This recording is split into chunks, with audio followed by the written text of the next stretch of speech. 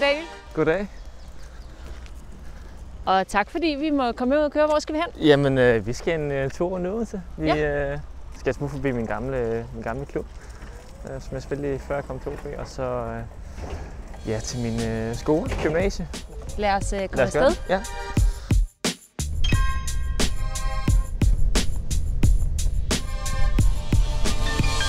Daniel, en af de ting, som jeg bemærkede, det var, når det gik rigtig skidt for jer, at så kunne man mærke, at du sådan havde personlige følelser i det.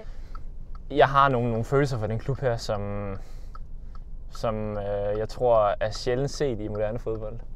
Nede i klubben, der er jo en tudeprins. Ja, det kan jeg forestille. Men jo, fansene tog det der til sig, at de kunne da på en eller anden måde mærke, at jeg er en af deres.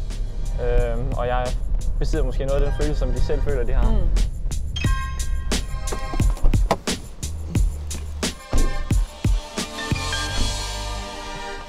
Jamen, det er så dernede.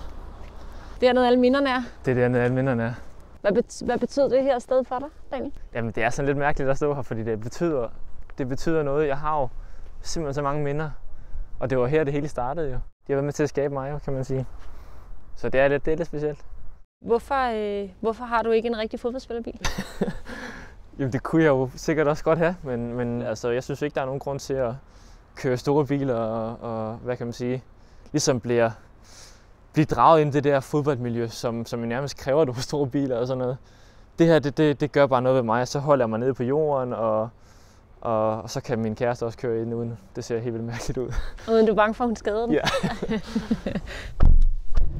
Jeg er meget sådan eftertænksom, nogle gange alt for meget. Men jeg kan godt lide at tænke, før jeg handler. Det er i hvert fald min erfaring, det kommer der for mit vedkommende bedste ting ud af. Hvornår du får en eftertænksom? Jamen, hvis der måske er en situation, nu tænker jeg måske mest på banen, sådan, hvor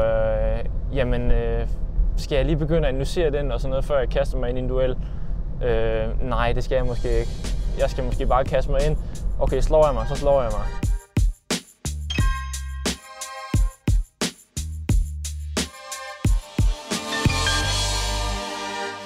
Var det vigtigt for dig at tage en uddannelse?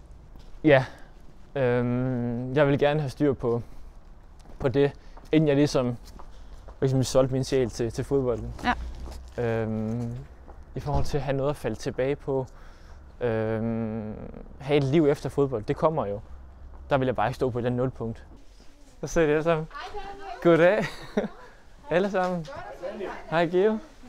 Hold da op. Hej, kom ind for. Jo tak. Jo tak. I kan huske ham. Goddag. Det tror jeg, de kan. For godt at få ondt. Er det rigtigt? Nå, sejt. En stolthed. Ej, det er simpelthen. Han hænger over i galleriet, der har du jo sagt det, som var det væsentlige, Daniel. Det vil være nogle år siden. Det er også rigtigt. Du lignede sådan en lille folkeskoledreng der. Ja. Du skal gå efter din drømme og tro på den. Fodbolden var jo vigtigst på den måde, at det var det, jeg gerne ville, og det var det også dengang, det var det, jeg gerne ville. Og så er der jo ikke noget, det har jo ikke gjort skade at slå nogle bøger op en gang imellem og få noget viden også. Daniel, tak fordi at vi har måttet kigge lidt ind i dit liv og blive lidt klogere på dig som person. Tak fordi I ville. Det var lidt sjovt at vise og fortælle lidt om. Det er også interessant. Ja. Så tak for i dag. Jamen selv tak. Og held og lykke med foråret. Ja, tak skal jeg have. Ha' det godt. I lige måde. Hej.